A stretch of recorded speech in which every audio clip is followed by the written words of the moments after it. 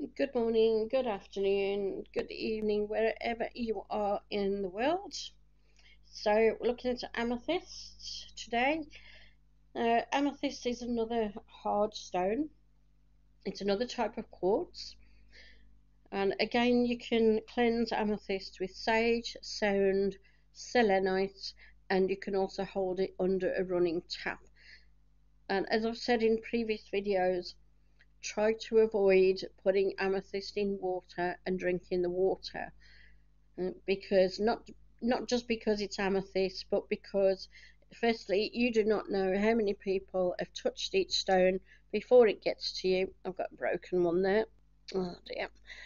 I tend not to throw my broken ones away, but also with a rough piece you've also got part of the dirt of where it came from, part of the rock of where it came from, so there could be biological bacteria in there. So don't put it in water to drink. Do the crystal elixirs as I showed you in another video quite safely, okay, in a safe way.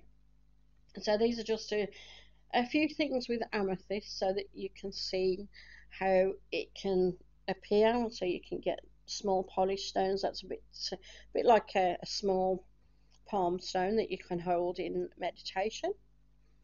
You've got your ones that you can use for your massage. That's a little macabre crystal. You've got the amethyst on top because that represents the chakras, different chakras that you've got there. Amethyst on top representing the crown. You've got an amethyst ornament. And again, in one of my other videos, I did explain the colour has faded there because it's been in sunlight. And that is one thing with amethyst and quite a few other crystals as well. They can fade colour if you leave them in sunlight for too long. Okay, so just be aware of that. So amethyst is linked to the crown chakra. It's also linked to the third eye chakra because it's used to promote or to support your third eye, your intuition, your psychic ability. Right, so it's used for that. It's um, it's actually been used down the ages for things like that, from the Egyptians to the Greeks as well. But you can buy it in a lot of jewellery, so you could wear it as a pendant or a bracelet, rings. So you can get loads and loads of jewellery with amethyst in. Some of them can be quite expensive.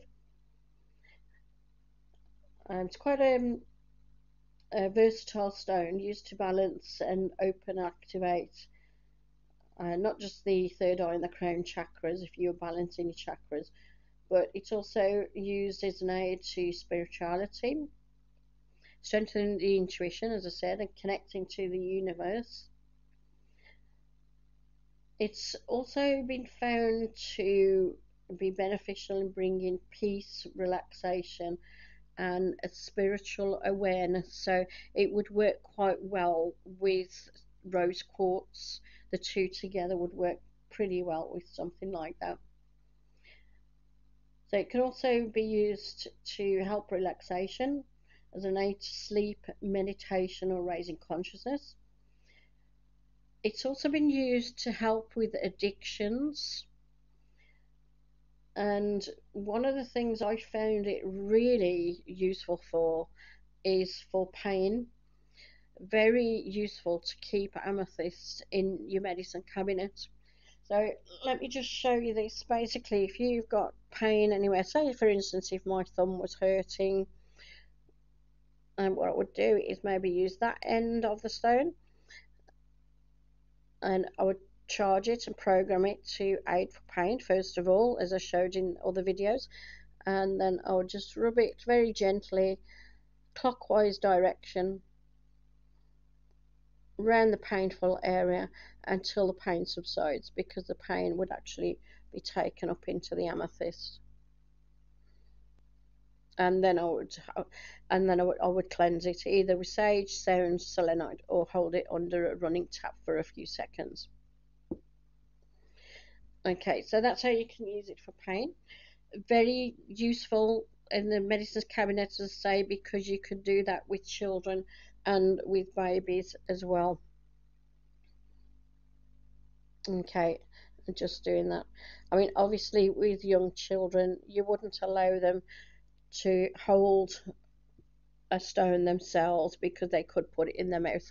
So you would need to be a little bit aware of something like that. Okay, so under guidance, basically. Right, so it's see, it's also used for to increase your energetic vibration in your energy field. Right, so basically to increase your aura, to strengthen your aura, it's very good for that type of use.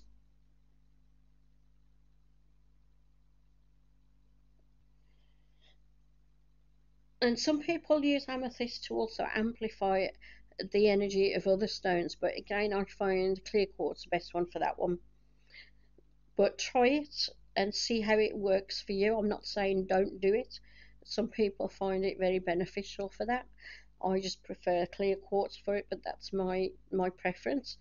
But that's something that you can try, see how it works for you. If you find that it does work better than clear quartz for you, then stick with it.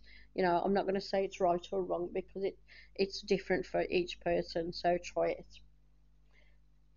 So again, I'm only telling you a few things that you can use amethyst for. As I mentioned, just be careful of how long you leave it in sunlight because it can fade in colour. But amethyst is a beautiful purple colour, lovely purple colour. You can get all sorts of things. You can get a lot of pendulums in amethyst as well, and it's quite a light purple. You can get other stones that are purple, but are normally a much darker shade, whereas amethyst is usually this type of like a lilac-y purple, or maybe slightly darker than a lilac, but you can normally tell amethyst apart from other purple stones. So that's another one to keep in your box. Very, very useful. And that's an ornament. That's a type of geode. You can see the actual rock face there it's come from. I'll show you that a bit closer. You can see the rock face there, and then when it's opened up, you can see how thick that rock must have been, and you've got that amethyst there. Those amethyst crystals.